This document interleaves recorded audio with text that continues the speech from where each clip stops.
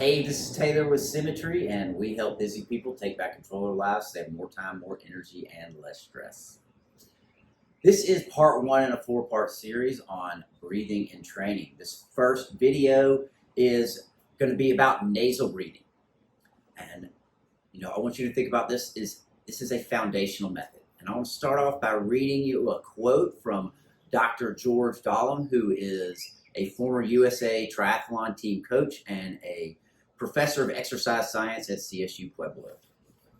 He says, as a modern culture, we have primarily defaulted to a by-mouth approach to breathing during exercise, falsely assuming that we cannot adequately oxygenate ourselves by breathing through our nose. As a result, this has led to a nearly epidemic rate of exercise-induced asthma in endurance athletes. So what's he saying? He's saying most people just assume that you're going to be needing to breathe in and out of your mouth the entire time while you're working out. This is false. I see a lot of people in the gym, that's the first thing they default to. And it's you're stressing and taxing yourself way more than you need to. With nasal breathing, what we're doing is, for one, we're balancing out CO2 and oxygen. When you're just breathing in and out of your mouth, you're blowing off way too much CO2, especially when you first start training or doing any type of aerobic exercise. You need that carbon dioxide in your system. We think of it as a waste gas, but it is necessary to get the oxygen to offload from your red blood cells into your working muscles. That's what breathing through your nose, that's one of the first things it's going to do. It's going to train you to become more tolerant to CO2. So as the CO2 builds in your system, you can offload more oxygen. You get to become more efficient and you're able to do more with less. When breathing through our nose, we also release nitric oxide into our system, which is a mighty molecule. It's got antiviral, antibacterial properties, great for the immune system, but it also helps dilate our airways and our blood vessels, allowing more oxygen to get pushed down into the lower lobes of our lung and out into our bloodstream, into our working muscles. What else happens when we breathe through our nose? We're also reducing the risk of injury. When we breathe through our nose, we're more likely to activate the diaphragm here.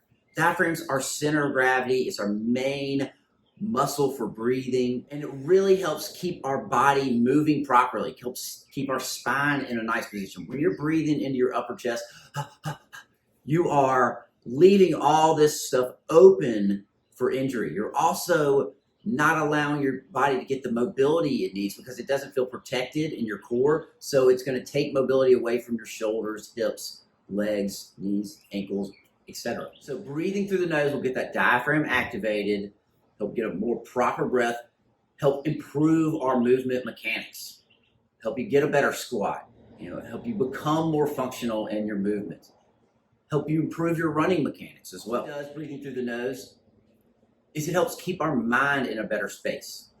When we're breathing in through that mouth and through the upper chest, we're taxing these secondary respiratory muscles, necks, traps, upper back, all those muscles.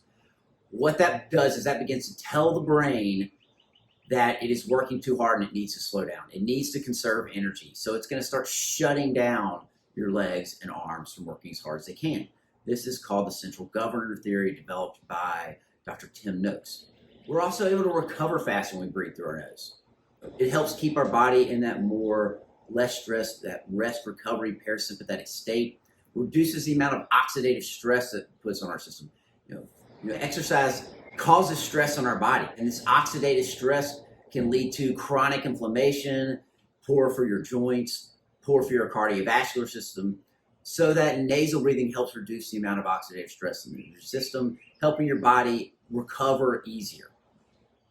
So these are just a few of the main benefits of nasal breathing. But one of the keys here is it takes time and it takes practice. So you've got to go slow with it. In Dr. Dahl's research, he says that you can see a lot of benefits within 6 weeks to 6 months. In working with clients, we see it in as little as a couple of weeks. Really, about a month is where you'll begin to see massive benefits. And how do you begin to implement this into your training? Start off slow. Start off by just breathing through your nose during your warm-ups. Whenever you just go out for a jog, doing anything aerobic where you're not really picking up the intensity, try breathing through your nose. When you feel the need to begin to breathe in and out of your mouth, slow it down. Sometimes you need to slow down to go fast. And what you'll find with breathing, just breathing through your nose while you're training, it's going to feel like you're drowning at first. It's going to be very difficult. But if you give it a little bit of time, you'll notice all of a sudden the switch flips. You're able to go faster than you were before, breathing in and out of your mouth. You're able to feel like you recover quicker, and you have an extra gear to drop the hammer at the end of workouts and end of competitions. Stay with us. Next week, we'll be back with another video talking about different breathing zones, not only breathing through our nose, that's our foundation, that's our base, but there are times when we need to shift and breathe in through our nose, out of our mouth, in through our mouth, out of our mouth as intensity increases. So look forward to seeing you guys soon, and let us know if you have any questions. You can find us on Instagram at symmetry.live or our website, www.symmetry.live. Have a good day.